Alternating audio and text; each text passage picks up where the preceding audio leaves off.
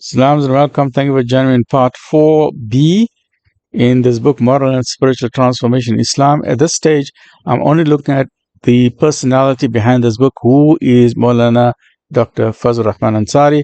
Please remember there's a fabulous book, and there's the author, Abdul Choughley. May Allah reward all of them. Sponsored by Shelvcraft, Anwar Asa Shelvcraft, and get copies from the Ahsan Academy of Research. So let's look at and continue with the life of Maulana Fazlur Rahman Ansari. Then once we get into the meat of it, how we're going to just analyze some of his lectures and some of his lifestyle, some of his thinking, and how can we implement that today in today's Gen Z, in today's youth, so we can develop a new group of youth and thereby continue holding up the banner of Islam. The flag of Islam must continue flying high, right? So Maulana Ansari's intellectual and spiritual career, let's look at an overview of that.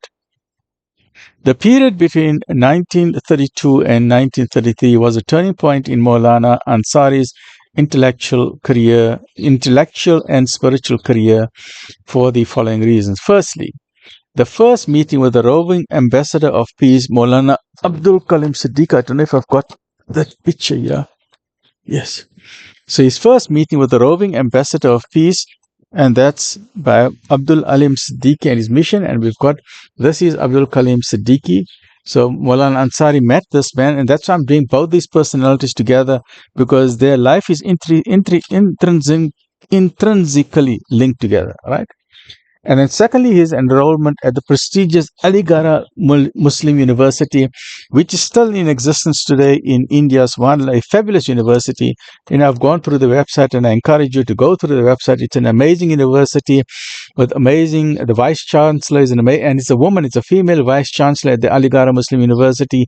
They've got amazing hundreds upon hundreds of professors in various fields, in science, mathematics, in medicine, sports and culture. So it's an amazing university. So he enrolled at that university. So it was no fortuitous circumstance that he met Maulana Siddiqui in 1932. A brilliant scholar at the Meerut College, Maulana Ansari enjoyed considerable following among his peers. At the same time, Maulana Siddiqui had returned from his Tablighi tours and was warmly received at the Makhdam Sahib Mosque. Maulana Ansari was introduced to him, and a strong bond of love developed between the two, and soon he became a regular visitor at Maulana Siddique's home. The relationship reflected the kindred spirit both shared in regard to the respective Islamic and Western educational backgrounds. So they both also had Western education, Islamic education, and they, sometimes you say, you meet someone, you meet a stranger, and it's amazing how this works. Sometimes you meet a stranger out of the blue, and I'm sure you've had that experience, and within a short time, within that 45 minutes or an hour, you met them at a function. And it's like you know them forever. It's like, you're on the same wavelength. You say, like, where were you all my life? It's like, what? We on the same wavelength. And the Prophet ﷺ explained this to say that, the reason why you're bond with that person is because before you came into existence, there's a world of souls. And in the world of souls, your souls have met beforehand. And in that world of souls, some souls have become friends, and some souls were not friends. They were basically like enemies, not really enemies, or they did not like one another. That is why on earth, sometimes when you meet someone, a stranger, immediately you like that person. And sometimes when you meet someone, you want to stay away. You just get this feeling in you that, hey, that person, hey, I don't like that person. I'm not getting a good feeling about that person. The reason is because you met that person, your soul met that person's soul, right? But please speak to the ulama about, they'll tell you more about that. So Maulana Ansari was introduced to him, and a strong bond of love developed between the two, and soon he became a regular visitor at Maulana Siddiqui's house. The relationship reflected the kindred spirit both shared in regard to the respective Islamic and Western educational backgrounds. Maulana Siddiqui was eminently suited to hone Maulana Ansari's academic skills to the Tabligh mission for which he dedicated his life. Moreover, in the company of Maulana, he developed a maturity of outlook as was inducted into the realms of Tasawwuf. This unique combination of, and there's three things that's mentioned here, so there's a unique combination of three things. Unique combination of Talim, which is education, and which is Tabligh, which is sharing the message, and Tasawwuf. In presenting a holistic presentation of Islam, provided Maulana Ansari with a renewed vigor to serve the cause of Islam. It awakened his spirit. Awakened his spirit. And there's a verse in the Quran which also refers to it. Say, rouse the believers, wake them up, right? So when we listen to words like this, or you're watching any YouTube channel, or you're watching a program, whether it's, say, Mufti Menk, or any of the people that is Sheikh Hamza Yusuf or Dr. Ibrahim Umar, anyone, you must reinvigorate, reawaken your love for Islam and the love for the deen. Because we must be lovers of knowledge and we must share the knowledge. Share it all the time. Inculcate that love for you within yourself, within your family, within your community, and have that. Because remember, our life on earth is very temporary. We are here for a short while, less than 100 years. And as the Ummah of Nabi Sallallahu Alaihi Wasallam, we got the time period between 60 to 70 years. 60 to 70 years, then it's bye-bye, bye-bye. Then for the rest of eternity, where are you going to be? So the whole question is, what plants are you, what seeds are you planting for eternity? Have you planted your seeds? And what is the harvest that you're going to get there? So under the mentorship of Maulana Siddiqui, he unleashed his potential as a scholar of extraordinary merit. So here Maulana Siddiqui served as a life coach, as a personal coach for Maulana Ansari. He kept encouraging him. So he saw the potential in Maulana Ansari. And this is what we happen in sports as well.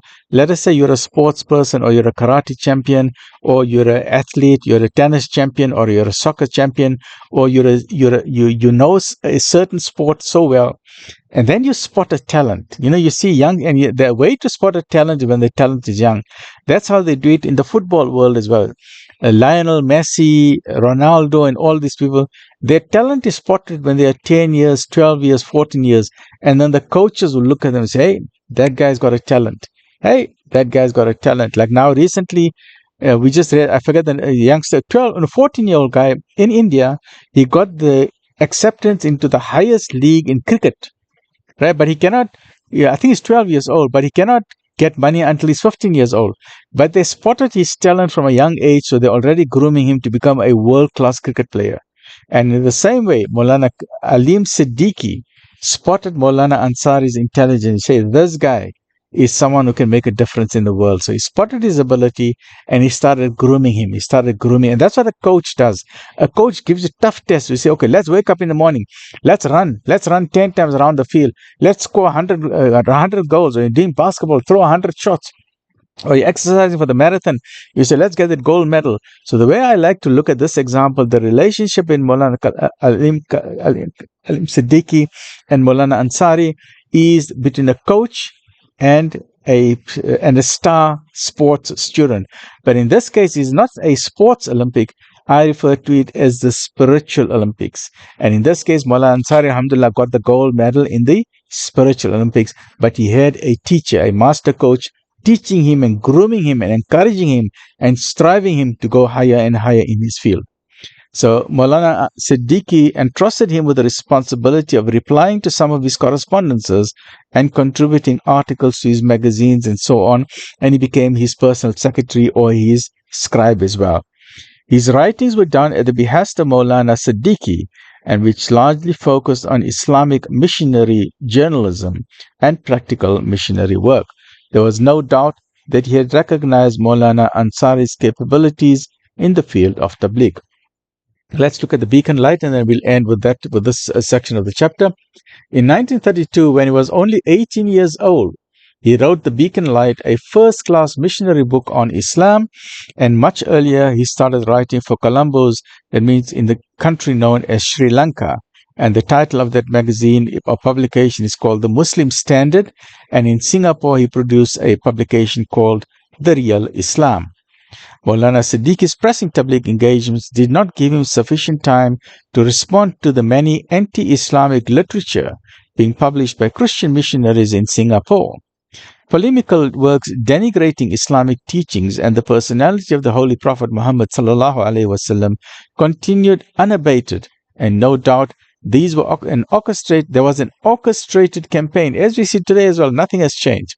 An orchestrated campaign to thwart the tabligh activities amongst Muslims. And please note, when the word tabligh is used, is not used in the way that we understand tabligh. Tabligh just means a person who is sharing the message. That's all that it means. Well, let's remove all toxins and poisons from our mind. Let's have a clear understanding of when we use the word tabligh. I don't know if he's got at the back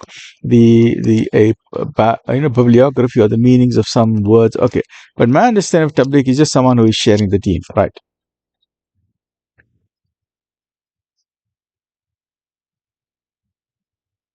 So Maulana Siddique's role was twofold: to promote the universal values of Islam in Singapore, and secondly, to create a forum for interfaith discussion to find out why is there this animosity between Christianity and Islam, whereas Christianity and Islam are so close together and both have common values, and to try and have an understanding between these two faiths.